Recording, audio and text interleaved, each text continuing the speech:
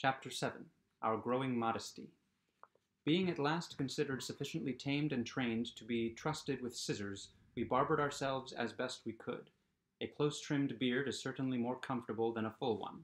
Razors, naturally, they could not supply.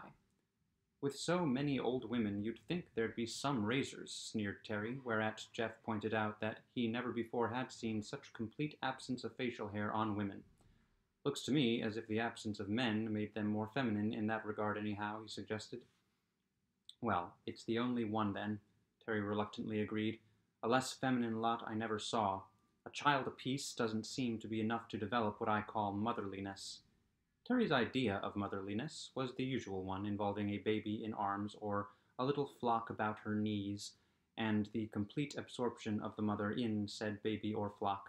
A motherliness which dominated society, which influenced every art and industry, which absolutely protected all childhood, and gave to it the most perfect care and training, did not seem motherly to Terry. We had become well used to the clothes. They were quite as comfortable as our own, in some ways more so, and undeniably better looking. As to pockets, they left nothing to be desired. That second garment was fairly quilted with pockets. They were most ingeniously arranged, so as to be convenient to the hand and not inconvenient to the body, and were so placed as at once to strengthen the garment and add decorative lines of stitching. In this, as in so many other points we had now to observe, there was shown the action of a practical intelligence coupled with fine artistic feeling and apparently untrammeled by any injurious influences.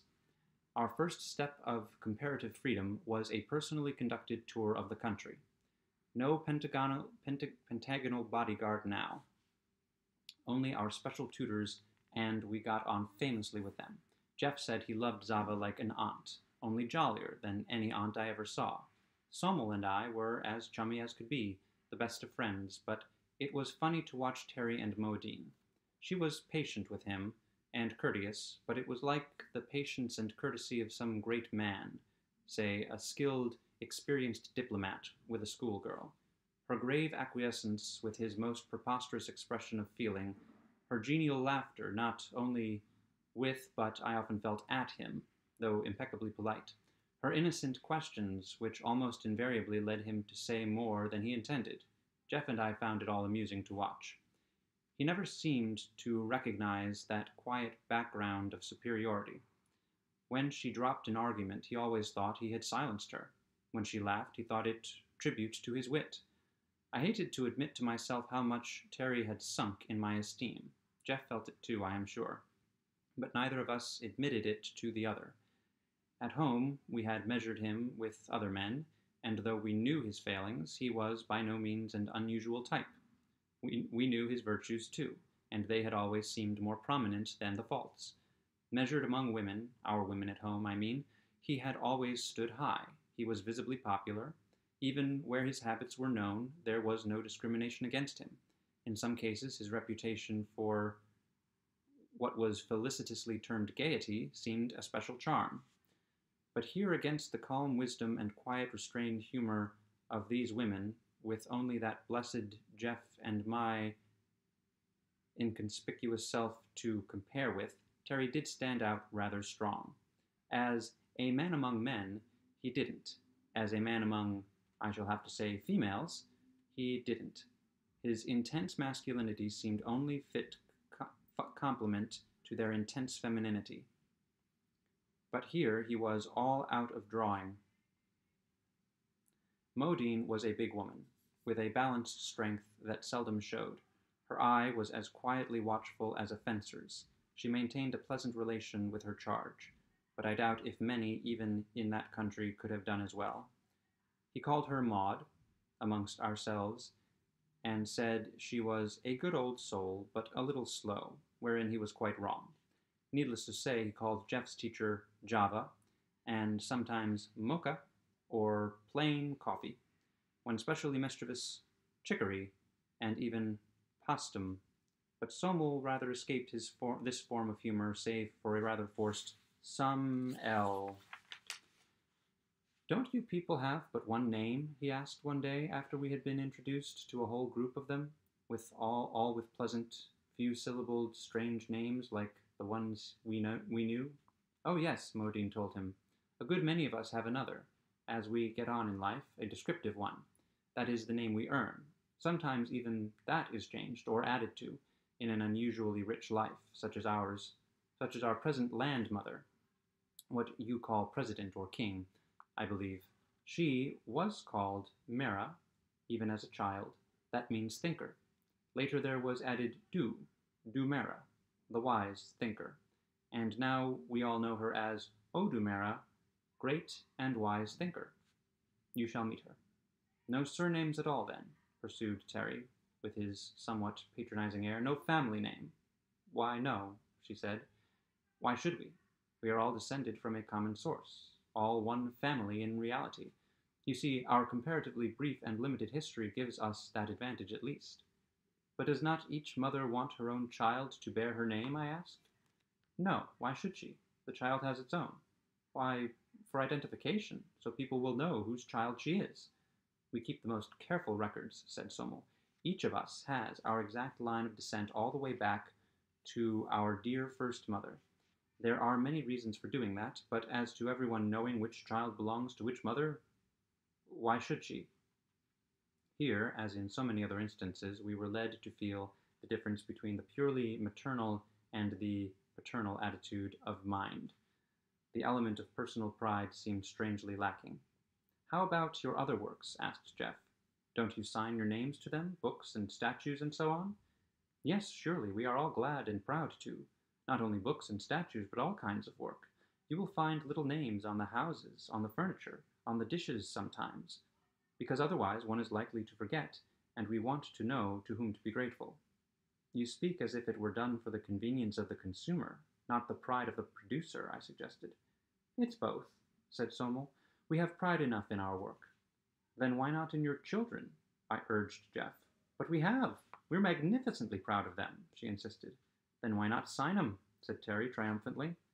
Modine turned to him with her slightly quizzical smile. Because the finished product is not a private one. When they are babies, we do speak of them at times as Essas Leto or Novines Emil, but that is merely descriptive and conversational. In the records, of course, the child stands in her own line of mothers, but in dealing with it personally, it is Leto or Emil without dragging in its ancestors. But have you names enough to give a new one to each child? Assuredly we have, for each living generation. Then they asked about our methods, and found first that we did so, and then that other nations did differently, upon which they wanted to know which method has been proved best, and we had to admit that so far as we knew there had been no attempt at comparison, each people pursuing its own custom in the fond conviction of superiority and either despising or quite ignoring the others. With these women, the most salient quality in all their institutions was reasonableness. When I dug into the records to follow out any line of development, that was the most astonishing thing, the conscious effort to make it better. They had early observed the value of certain improvements, had easily inferred that there was room for more, and took the greatest pains to develop two kinds of minds, the critic and inventor. Those who showed an early tendency to observe, to discriminate, to suggest, were given special training for that function, and some of their highest officials spent their time in the most careful study of one or another branch of work, with a view to its further improvement. In each generation there was sure to arrive some new mind to detect faults and show need of alterations, and the whole corps of inventors was at hand to apply their special faculty, at the point criticized, and offer suggestions. We had learned by this time not to open a discussion on any of their characteristics without first priming ourselves to answer questions about our own methods, so I kept rather quiet on this matter of conscious improvement. We were not prepared to show our way was better. There was growing in our minds, at least in Jeff's and mine, a keen appreciation of the advantages of this strange country and its management. Terry remained critical. We laid most of it to his nerves. He certainly was irritable. The most conspicuous feature of the whole land was the perfection of its food supply. We had begun to notice, from that very first walk in the forest, the first partial view from our plane. Now we were taken to the forest to see. Now we were taken to see this mighty garden and shown its methods of culture. The country was about the size of Holland, some 10 or 12,000 square miles. One could lose a good many Hollands along the forest-smothered flanks of those mighty mountains. They had a population of about 3 million, not a large one, but quality is something. 3 million is quite enough to allow for considerable variation, and these people varied more widely than we could at first account for. Terry had insisted that if they were parthenogenic, they'd be as alike as so many ants or aphids. He urged their visible differences as proof that there must be men. Somewhere.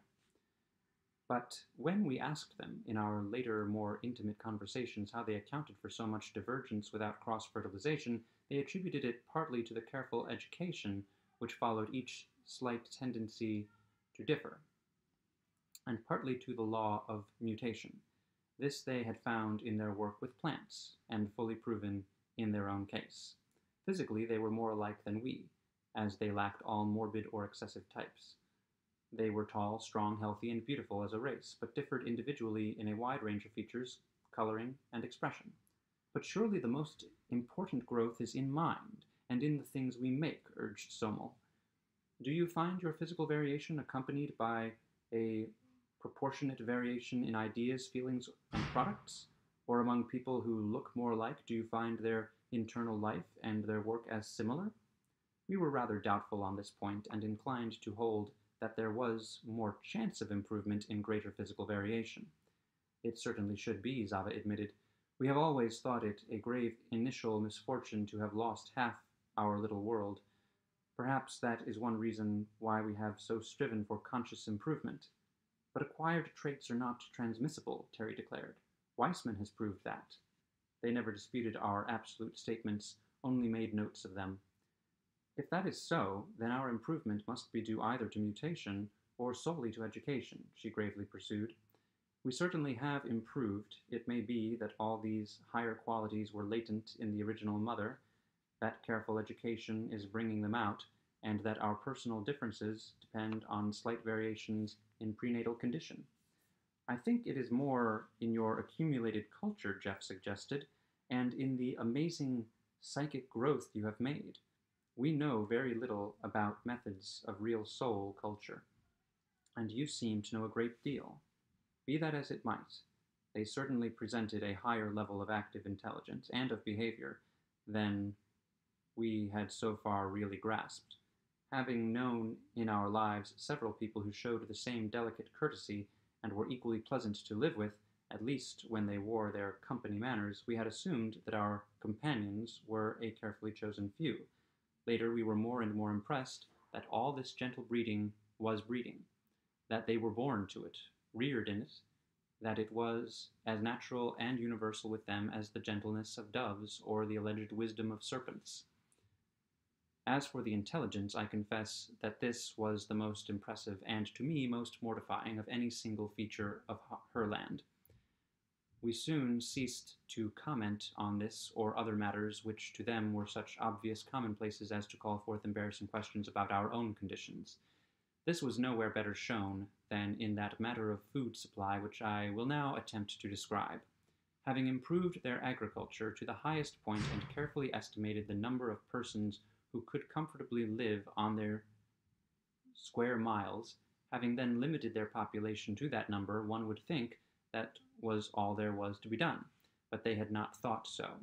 To them the country was a unit. It was theirs. They themselves were a unit, a conscious group. They thought in terms of the community. As such, their time sense was not limited to the hopes and ambitions of an individual life. Therefore, they habitually considered and carried out plans for improvement which might cover centuries. I had never seen, had scarcely imagined human beings undertaking such a work as the deliberate replanting of an entire forest area with different kinds of trees. Yet this seemed to them the simplest common sense, like a man's plowing up an inferior lawn and reseeding it. Now every tree bore fruit, edible fruit, that is. In the case of one tree, in which they took a special pride, it had originally no fruit at all. that is, none humanly edible, yet was so beautiful that they wished to keep it. For 900 years they had experimented, and now showed us this particularly lovely, graceful tree with a profuse crop of nutritious seeds. They had early decided that trees were the best food plants, requiring far less labor in tilling the soil and bearing a larger amount of food for the same ground space, also doing much to preserve and enrich the soil. Due regard had been paid to seasonable crops and their fruit and nuts, grains and berries, kept on almost the year through. On the higher part of the country, near the backing wall of mountains, they had a real winter with snow. Toward the southeastern point, where there was a large valley with a lake whose outlet was subterranean, the climate was like that of California, and citrus fruits, figs, and olives grew abundantly. What impressed me particularly was their scheme of fertilization. Here was this little shut-in piece of land where one would have thought an ordinary people would have been starved out long ago or reduced to an annual struggle for life. These careful culturists, which had worked out a perfect scheme of refeeding the soil, and with all that came out of it, all the scraps and leavings of their food, plant waste from lumber, work, or textile industry, all the solid matter from the sewage properly treated and combined, everything which came from the earth went back to it. The practical result was like that in any healthy forest. An increasingly valuable soil was being built instead of the progressive impoverishment so often seen in the rest of the world. When this first burst upon us, we made such approving comments that they were surprised that such obvious common sense should be praised, asked what our methods were, and we had some difficulty in diverting them by referring to the extent of our own land and the admitted carelessness with which we had skimmed the cream of it. At least, we thought we had diverted them. Later I found that besides keeping a careful and accurate account of all we told them, they had a sort of skeleton chart on which the things we said and the things we palpably avoided saying were all set down and studied. It really was child's play for those profound educators to work out a painfully accurate estimate of our conditions in some lines. When a given line of observation seemed to lead to some very dreadful inference, they always gave us the benefit of the doubt, leaving it open to further knowledge. Some of the things we had grown to accept as perfectly natural or as belonging to our human limitations, they literally could not have believed. And as I have said, we had all of us joined in a tacit endeavor to conceal much of the social status at home. Confound their grandmotherly minds, Terry said. Of course they can't understand a man's world. They aren't human. They're just a pack of females. This was after he had to admit their parthenogenesis. I wish our grandfatherly minds had managed as well, said Jeff. Do you really think it's to our credit that we have muddled along with all our poverty and disease and the like? They have peace and plenty, wealth and beauty, goodness and intellect, pretty good people, I think. You'll find they have their faults too, Terry insisted, and partly in self-defense we all three began to look for those faults of theirs. We had been very strong on this subject before we got there, in those baseless speculations of ours. Suppose there is a country of women only, Jeff had put it over and over. What'll they be like? And we had been cocksure as to the inevitable limitations, the faults and vices of a lot of women. We had expected them to be given over to what we called feminine vanity, frills and furbelows, and we found they had evolved a costume more perfect than the Chinese dress, richly beautiful when so desired, always useful and unfailing dignity and good taste. We had expected a dull, submissive monotony, and found a daring social inventiveness far beyond our own, and a mechanical and scientific development fully equal to ours. We had expected pettiness and found social consciousness, beside which our nations looked like quarreling children, feeble-minded ones at that. We had expected jealousy and found a broad sisterly affection, a fair-minded intelligence to which we could produce no parallel. We had expected hysteria and found a standard of health and vigor, a calmness of temper to which the habit of profanity, for instance, was impossible to explain. We tried it. All these things even Terry had to admit, but he still insisted that we should find out the other side pretty soon. It stands to reason, doesn't it? He argued. The whole thing's deuced unnatural. I'd say impossible if we weren't in it. And an unnatural condition's sure to have unnatural results. You'll find some awful characteristics. See if you don't. For instance, we don't know yet what they do with their criminals, their defectives, their aged. You notice we haven't seen any. There's got to be something. I was inclined to believe that there had to be something, so I took the bull by the horns, the cow, I should say, and asked Sommel. I want to find some flaw in all this perfection, I told her flatly. It simply isn't possible that 3 million people have no faults. We are trying our best to understand and learn. Would you mind helping us by saying what, to your minds, are the worst qualities of this unique civilization of yours? We were sitting together in a shaded arbor in one of those eating gardens of theirs. The delicious food had been eaten, a plate of fruit still before us. We could look out on one side over a stretch of open country, quietly rich and lovely, on the other the garden, with tables here and there far apart enough for privacy. Let me say right here that with all their careful balance of population, there was no crowding in this country. There was room, space, a sunny breezy freedom everywhere. Sommel set her chin upon her hand, her elbow on the low wall beside her, and looked off over the fair land. Of course we have faults, all of us, she said. In one way you might say that we have more than we used to. That is, our standard of perfection seems to get farther and farther away. But we are not discouraged because our records do show gain, considerable gain. When we began, even with the start of one particularly noble mother, we inherited the characteristics of a long race record behind her, and they cropped out from time to time alarmingly. But it is, yes, quite 600 years since we have had what you call a criminal. We have, of course, made it our first business to train out, to breed out, when possible, the lowest types. Breed out? I asked. How could you, with parthenogenesis? If a girl showing the bad qualities had still the power to appreciate social duty, we appealed to her, by that, to renounce motherhood.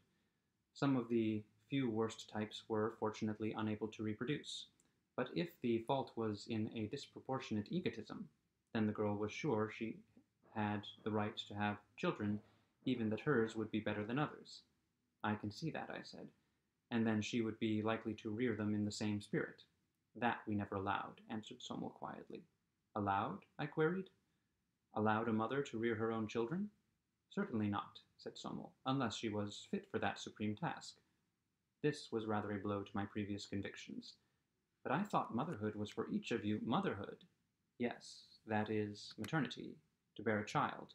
But education is our highest art, our only allowed to our highest artists. Education? I was puzzled again. I don't mean education. I mean by motherhood not only childbearing, but the care of babies. The care of babies involves education, and is entrusted only to the most fit, she repeated. Then you separate mother and child, I cried in cold horror, something of Terry's feeling creeping over me, and there must be something wrong among these many virtues. Not usually, she patiently explained. You see, almost every woman values her maternity above everything else. Each girl holds it close and dear, an exquisite joy, a crowning honor, the most intimate, most personal, most precious thing. That is, the child-rearing has come to be with us a culture so profoundly studied, practiced with such subtlety and skill, that the more we love our children, the less we are willing to trust that process to unskilled hands, even our own. But a mother's love, I ventured. She studied my face, trying to work out a means of clear explanation. You told us about your dentists, she said, at length, those quaintly specialized persons who spend their lives filling little holes in other persons' teeth, even in children's teeth sometimes. Yes, I said, not getting her drift. Does mother love urge mothers with you to fill their own children's teeth, or to wish to? Why, no, of course not, I protested. But that is a highly specialized craft. Surely the care of babies is open to any woman, any mother. We do not think so, she gently replied. Those of us who are the most highly competent fulfill that office, and a majority of our girls eagerly try for it. I assure you, we have the very best. But the poor mother, Bereaved of her baby? Oh no, she earnestly assured me. Not in the least bereaved. It is her baby still. It is with her. She has not lost it, but she is not the only one to care for it. There are others, whom she knows to be wiser. She knows it because she has studied as they did, practiced as they did, and honors their real superiority. For the child's sake, she is glad to have for it this highest care. I was unconvinced.